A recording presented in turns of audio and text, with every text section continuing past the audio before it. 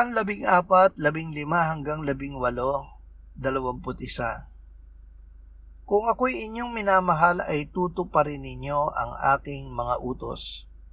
At hihingin ko sa Ama at kayo'y bibigyan niya ng isa pang mga aliw upang makasama ninyo siya magpakailanman. Ito ang espiritu ng katotohanan na hindi kayang tanggapin ng sanlibutan sapagkat siya'y hindi nito nakikita o nakikilala man. Siya'y nakikilala ninyo sapagkat siya'y nananatiling kasama ninyo at siya ay mapapasa inyo. Hindi ko kayo iiwang nag-iisa, ako'y darating sa inyo. Siyang mayroon ang aking mga utos at tinutupad ang mga iyon, ay siyang nagmamahal sa akin, at ang nagmamahal sa akin ay mamahalin ng aking Ama, at siya'y mamahalin ko at ihahayag ko ang aking sarili sa kanya.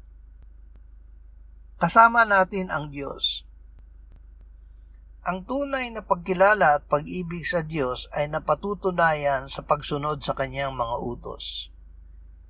Hindi niya tayo iniwang mag-isa. Ibinigay niya ang espiritu ng katotohanan upang manahan sa atin.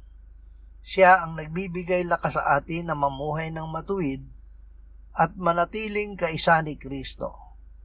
Ang nagmamahal kay Jesus ay tumutupad ng kanyang mga utos. Siya ay minamahal ng Ama at ni Jesus at inihahayag niya ang kanyang sarili sa kanya sa pamamagitan ng Espiritu Santo.